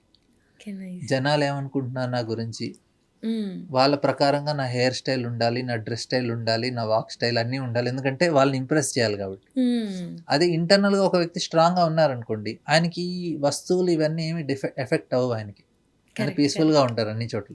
అవును. సో మన రిమోట్ కంట్రోల్ వేరే వాళ్ళకి ఇస్తున్నట్టు మనం వీక్గా ఉంటే, ఎందుకంటే వాళ్ళు కంట్రోల్ చేస్తారు మనం ఎలా ఉండాలి. హ్మ్. అదే మనం ఇంటర్నల్గా స్ట్రాంగ్గా ఉన్నాం అనుకోండి, మనం డిసైడ్ చేసుకుంటాం ఎలా ఉండాలి, నేను నా డ్రెస్ స్టైల్ ఎలా ఉండాలి, ఏముండాలి. సో అంటే స్థితప్రజ్ఞ, ఈ క్వాలిటీస్ ఎలా ఉంటాయి ఈ వ్యక్తివి, ఇంటర్నల్గా స్ట్రాంగ్గా ఉన్న వ్యక్తివి అని అర్జునుడు అడుగుతున్నారు కృష్ణుడిని. హ్మ్. సో రెండో అధ్యాయంలో చాలా శ్లోకాల్లో కృష్ణుడు వివరిస్తారు ఆయన ఆ వ్యక్తి అన్ని విషయాలు మస్తుల్లో ఉండి కూడా ఆయన ఎఫెక్ట్ కారు, అంత స్ట్రాంగ్గా ఉంటారు. సో ఈ రకంగా అంటే డ్యూటీ చేస్తున్నారు ఆయన, కానీ ఎఫెక్ట్ కావట్లేదు. సో ఎలా అనేది అక్కడ కృష్ణుడు ఎక్స్ప్లెయిన్ చేశారు ఆ చాప్టర్ 2లో. చాలా ఇంపార్టెంట్ సెక్షన్ అండి భగవద్గీత. చాలా చక్కగా చెప్పారు ప్రభుజీ. అంటే స్థితప్రజ్ఞత ఎందుకంత అవసరం మనకి. ఇప్పుడున్న యుగంలో అయితే, ఇప్పుడున్న కాలంలో అయితే ఖచ్చితంగా ఇది చాలా అవసరము. ఎందుకంటే 10 మంది చెప్పే మాటలు మన జీవితం పైన ఎంతో ప్రభావం చూపిస్తుంది. మనం నిజంగా స్ట్రాంగ్‌గా ఉంటే అసలు ఎవ్వరు మన పైన ఒక ఇంపాక్ట్ చూపించలేరు. మనం మన దారిలో వెళ్ళొచ్చు చక్కగా అని చెప్పేసి. చాలా బావుంది. ప్రభుజీ ఇంకొక విషయం ఏంటంటే అసలు ఈ సృష్టినంతా కూడా సృష్టించింది దేవుడు, భగవంతుడు. అలాంటి భగవంతుడు సృష్టించిన మనిషి నుండి ఏం ఆశిస్తాడు? ఏంటంటే భగవంతుడు మనం ఆనందంగా ఉండాలని కోరుకుంటాడు. హ్మ్. ఇప్పుడు తల్లిదండ్రులు హ్మ్. ఏం కోరుకుంటారు పిల్లల నుంచి? మనం బావుండాలి. పిల్లలు పిల్లలు బావుండాలి. బాగుండాలని కోరుకుంటారు. హ్మ్. సో భగవంతుడు కూడా ఆయన ఏమంటున్నారు, పితాహమస్య జగతో మాతా ధాత పితామహ. హ్మ్. నేనే తల్లిని, నేనే తండ్రిని, నేను దాతాన్ని, నేనే మెయింటైన్ చేస్తున్నాను. హ్మ్. సో ఆయన కోరిక ఏంటంటే మనందరం ఆనందంగా ఉండటం ఆయన కోరిక. హ్మ్. దానికి తగ్గట్టుగా ఆయన నియమాలు ఇచ్చారు. ఆ నియమాల్ని ధర్మం అంటారు. ఓకే. హ్మ్. మీరు ధర్మం ప్రకారంగా జీవించండి, ధర్మానికి సంబంధించిన నియమాలు ఇచ్చాను, హ్మ్. మీరు ఆ నియమాల ప్రకారంగా జీవించండి, మీరు ఈ జన్మలో హాయిగా ఉంటారు, దీని తర్వాత నా దగ్గరికి చేరుకుంటారు, నాతో పాటు హాయిగా ఉండొచ్చు. హ్మ్. సో భగవంతుడు ఆశించేది ఏంటంటే మనం ధర్మం ప్రకారంగా వెళ్ళాలి. హ్మ్. ధర్మం ప్రకారంగా వెళ్ళటం అంటే ఫస్ట్ తెలుసుకొని ఆయన ధర్మం ఏంటో. అందుకే అవును. భగవద్గీత భాగవతాన్ని ఇచ్చారు. హ్మ్. ఫస్ట్ నువ్వు అది చదివి తెలుసుకో ఎలా ఉండాలనేది. అది తెలుసుకున్న తర్వాత అలా జీవించడానికి ట్రై చేయాలి. హ్మ్. సో మనం ఆనందంగా ఉండాలని ఉంచే బాధ్యత భగవంతుడిది. మన ఆనందంగా ఉంచే బాధ్యత భగవంతుడిది. కానీ మన బాధ్యత ఏంటి మరి? మన బాధ్యత ఆయన చెప్పినట్టుగా చేయటం. ఇప్పుడు తల్లిదండ్రులు బాధ్యత పూర్తిగా తీసుకుంటారు, పిల్లలకి అన్ని సౌకర్యాలు ఇస్తారు. పిల్లలు తల్లిదండ్రులు చెప్పిన మాట వినలేదనుకోండి, వాడు శిక్షిస్తారు. శిక్షిస్తారు. దాంతోపాటు వాళ్ళు ఏదో తప్పు పనులు చేస్తే వారికి కూడా దుఃఖం కలుగుతుంది. అవును. తల్లిదండ్రులు చెప్పినట్టుంటే వాళ్ళకి సేఫ్. అవును. నేను ఇష్టం వచ్చినట్టు చేస్తాను, అటు ఇటు వెళ్తా అంటే వాళ్ళకి ఇబ్బంది. సో అదేవిధంగా మనకు కూడా ఎందుకు ఇబ్బంది కలుగుతుంది అంటే మనకి ఇష్టం వచ్చినట్టు మనం చేస్తాం. సో మనం ఆయన చెప్పినట్టు పాటిస్తే మనం చాలా హ్యాపీగా ఉండొచ్చు. సో ఇది సిస్టమ్. ఓకే. ఓకే. ఆయన మనకి సర్వం ఇచ్చాడు. చెప్పిందల్లా ధర్మాన్ని పాటించమని. పాటించమని అంతే. మనకి సమస్య వస్తుందే ఆ చెప్పిన ఒక్క మాటని పాటించడం విషయంలో. ఇప్పుడు చూడండి, నాకు ఏదన్నా ప్రాబ్లం వచ్చింది అంటే నేను రూల్స్ బ్రేక్ చేశాను కాబట్టి నాకు ప్రాబ్లం వస్తుంది. అవును. ఎవరైనా ఎక్కువ ఆల్కహాల్ తాగారనుకోండి, ఇమీడియట్గా లివర్లో ప్రాబ్లం వచ్చేస్తుంది, సిరోసిస్ అనే రోగం వస్తుంది. సిగరెట్ ఎక్కువ తాగారంటే క్యాన్సర్ వస్తుంది లంగ్లో. మాంసాహారం ఎక్కువ తింటే కొలెస్ట్రాల్ ప్రాబ్లం వస్తుంది. హ్మ్. మీరు రూల్స్ బ్రేక్ చేస్తూ ఉండండి, మీకు ప్రాబ్లమ్స్ వస్తూ ఉంటాయి. దీనికి దానికి కనెక్షన్ ఇచ్చారు చూడండి. ఎక్కడ రూల్ బ్రేక్ అయితే అక్కడ ఇమీడియట్గా దానికి ఒక ప్రాబ్లం క్రియేట్ చేస్తున్నారు భగవంతుడు. నాయన హ్మ్. నువ్వు ఇతర జంతువుల్ని చంపకు, నువ్వు మాంసాహారం తీసుకోకు, నువ్వు ఇలా చెడు సంబంధాలు పెట్టుకోకు, దానికి సంబంధించి ఇంకా రోగాలు ఉంటాయి. హ్మ్. సో ఏ తప్పు చేస్తే దానికి ఒక పనిష్మెంట్ ఇస్తున్నారు భగవంతుడు. అంతే, నువ్వు కరెక్ట్గా ఉంటే నీకేం ప్రాబ్లం ఉండదు, నువ్వు హ్యాపీగా ఉండొచ్చు, హెల్తీగా ఉండొచ్చు. నేను ఫాస్ట్ ఫుడ్లు తింటాను, నీ ఇష్టం వచ్చినప్పుడు పడుకుంటాను, ఇష్టం వచ్చిన లెగుస్తాను అంటే అలా కుదరదు. హ్మ్. చూడండు, మీరు ఆవుకి ఎంత ఆకలేసినా కానీ నాన్ వెజ్ తినదు, పులికి ఎంత ఆకలేసినా కానీ గడ్డి తినదు. అది దాని రూల్ దాన్ని పాటిస్తుంది. పొద్దున్న లెగుస్తాయి, రాత్రి పడుకుంటాయి. మనం ఏం చేస్తాము, అన్ని రూల్స్ బ్రేక్ చేస్తాం, రాత్రంతా మెలకువ నుండి పొద్దున పడుకుంటాము.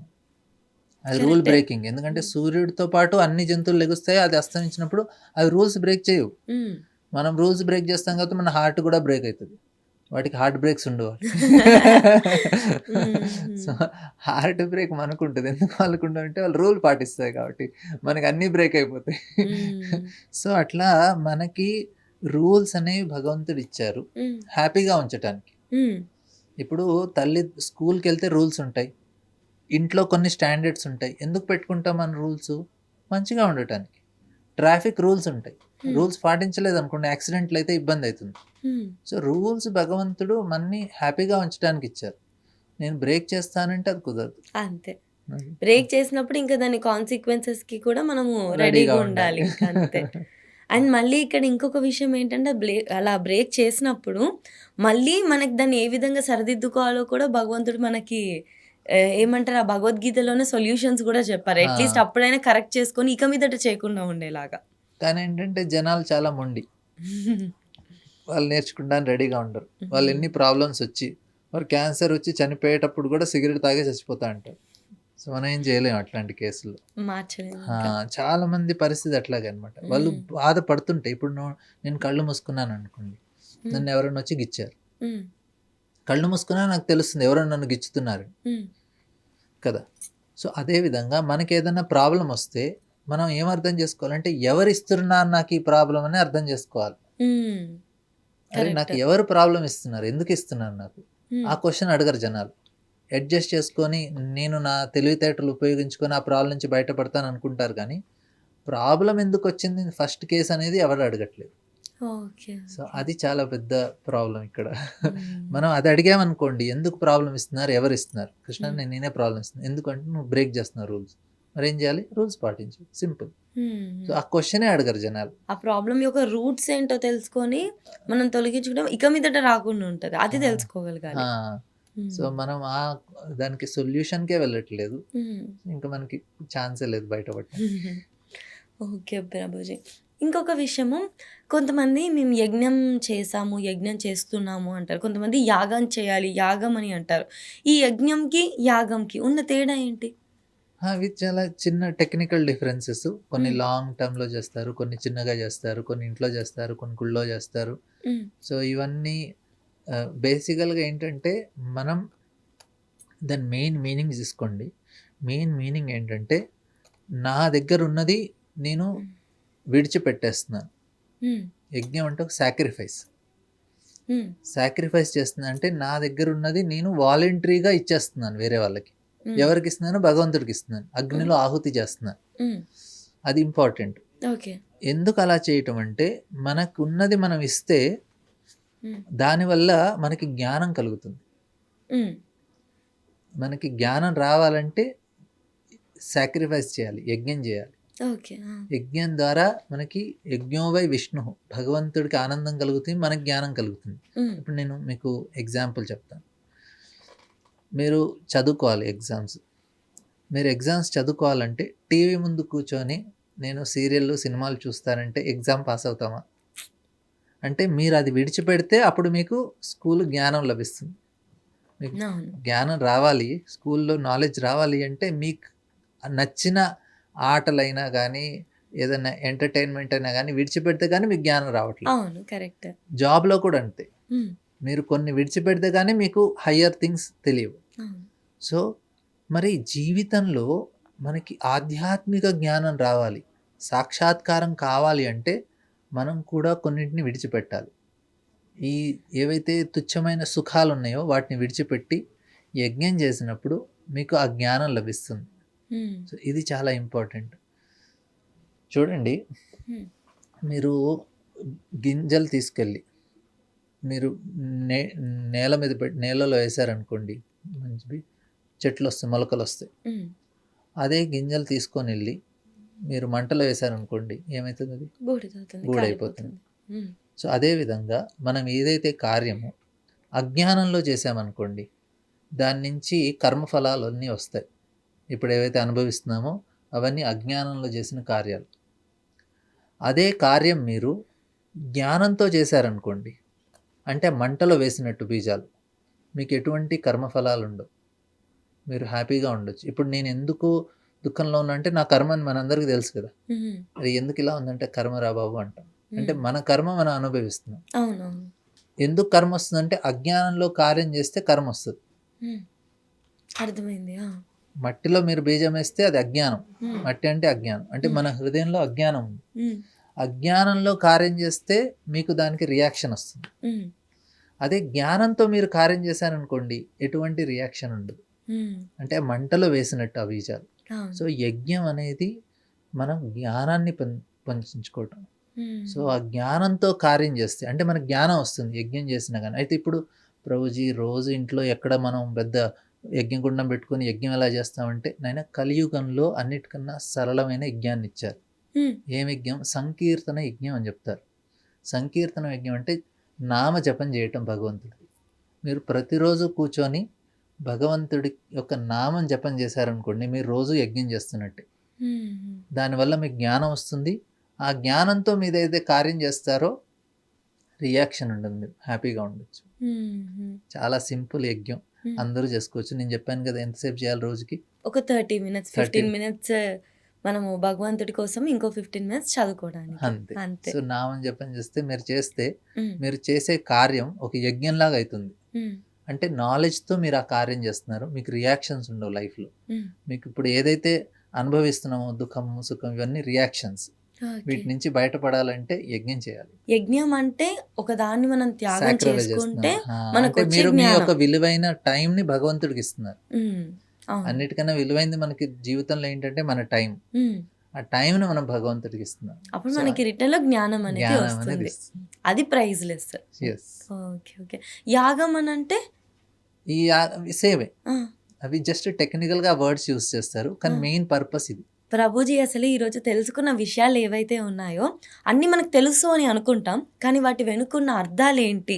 వాటి నుండి మనం ఏం నేర్చుకోవాలి అనేది ఈరోజు చాలా బాగా వివరించారు. ఎంతో తెలుసుకున్న నిజంగా ఆ ఫీలింగ్ అనుభూతి అయితే ఉంది. ఎందుకంటే వేణువు తెలుసు, నెమలి పించం తెలుసు. కానీ వాటి వెనుకున్న కథేంటి? ఇలా ఒకటి. ఇలా చిన్న చిన్న విషయాలు 'అర్జున ఫాల్గుణ' అని ఎందుకంటాం?